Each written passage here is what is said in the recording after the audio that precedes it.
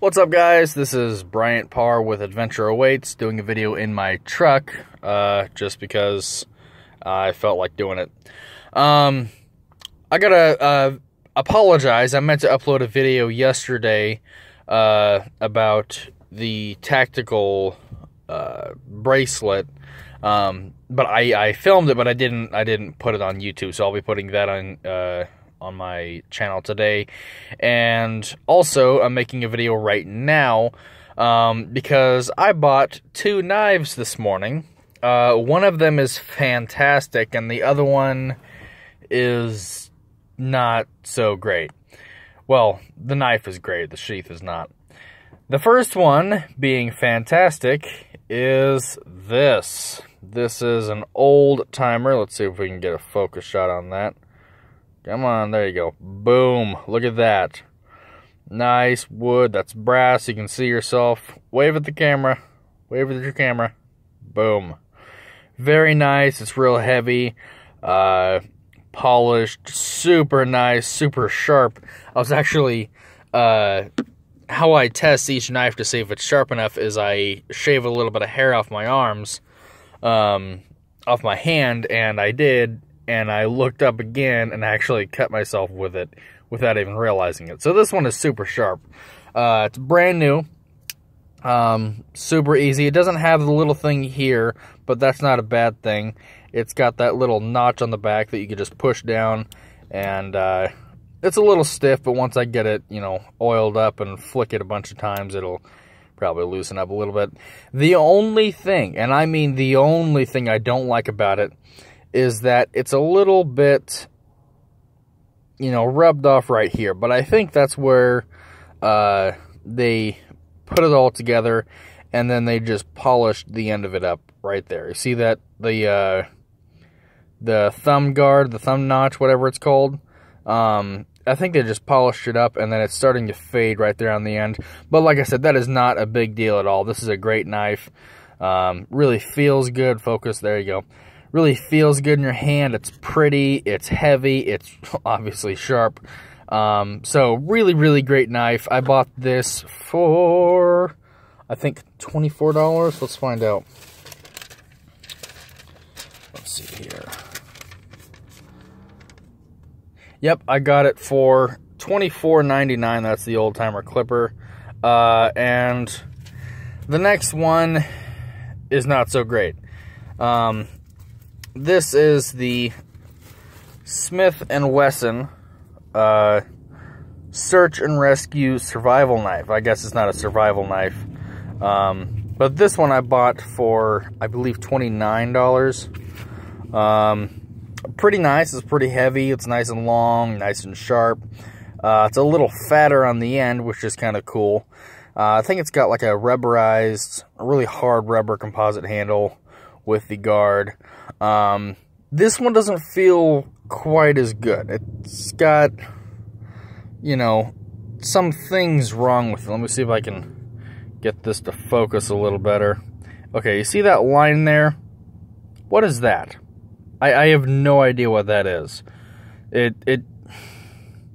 mean, I guess it's where they sandwich the metal together. Sometimes they'll make knives out of two pieces of metal and they'll sandwich them together with a thinner piece of metal on the inside, where they take a hard piece of metal, and then a softer piece of metal on the inside to keep it flexible while still retaining that edge. But it just, I mean, couldn't you have sanded it down a little bit or something? But anyway, that's not really a big deal. It's just unpleasant to look at. The finish is not as good as I would prefer. I'm not sure if it's supposed to look like that, but it just looks like they put one layer of it on there and then just forgot to do the rest of it. It's not great. But anyway, that's not so bad. I think a lot of knives are like this. I have a knife, or I had a knife rather, with the pommel in there like that, where you just push the pin in it. I guess they're supposed to be made like that. I don't see the purpose of it. It's got a false edge on the back here. That feels pretty good. It's a little bit hollow on the In the center, it's got a couple of notches cut out to make it just a little bit lighter. But anyway, that feels pretty good. It's a nice knife. It's, you know, very sharp, and gonna be doing some serious damage with this. So the sheath, on the other hand, I really got a bitch about this, because I'll just show you how this thing is really starting to bother me. So it's got Velcro like everywhere on this thing. It's got Velcro in places that it doesn't really need. I'll take the knife out here. It's got Velcro right there. I mean, just, you know, why do you need Velcro there? Why is that there? It doesn't need to be there. It's not very functional right there. It's just in the way.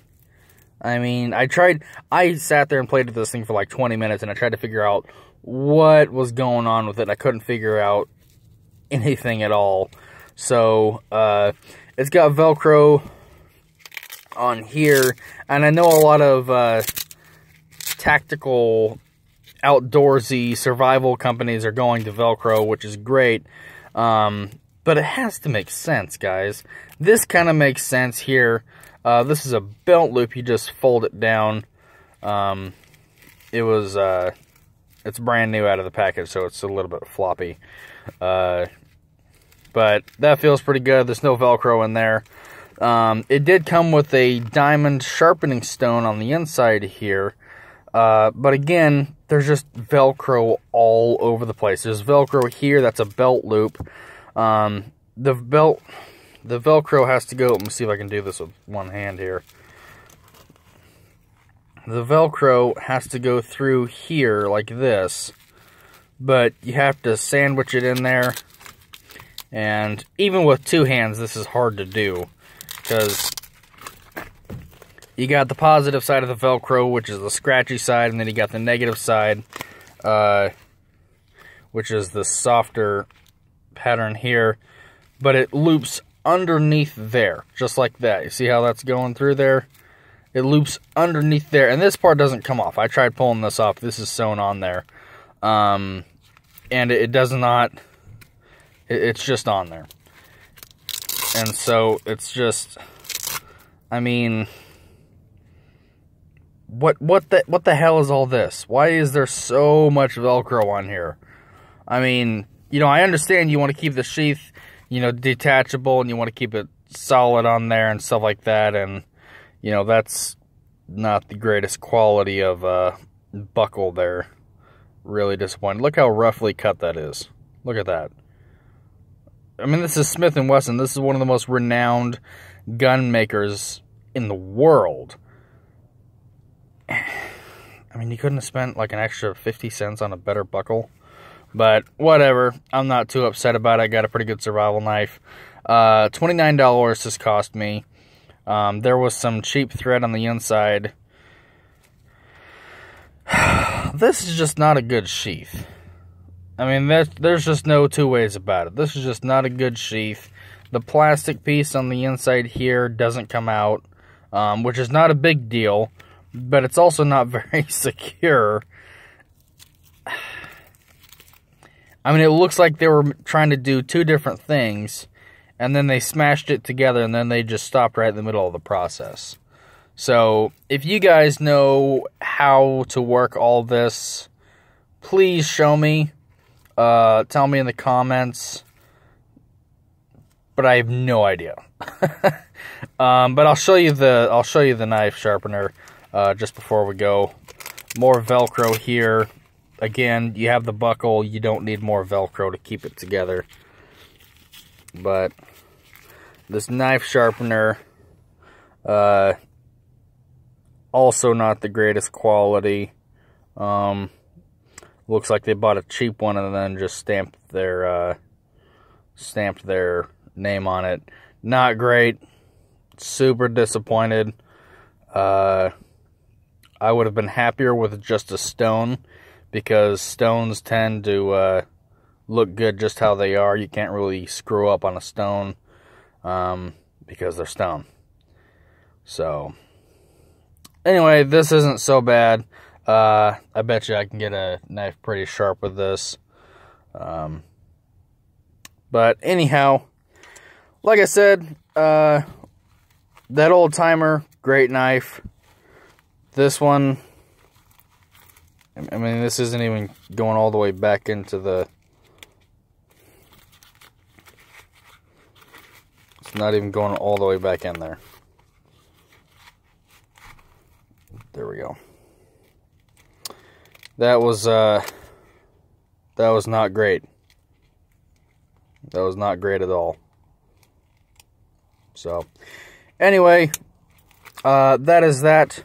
Definitely go get yourself one of these old timers. They're about $24. Great knife. Lube it up and just start using it. It's just fantastic. It feels great. It's pretty to look at. It's just a great knife. So, anyway, that's the video today, and have a good one. And don't forget to go out and be adventurous.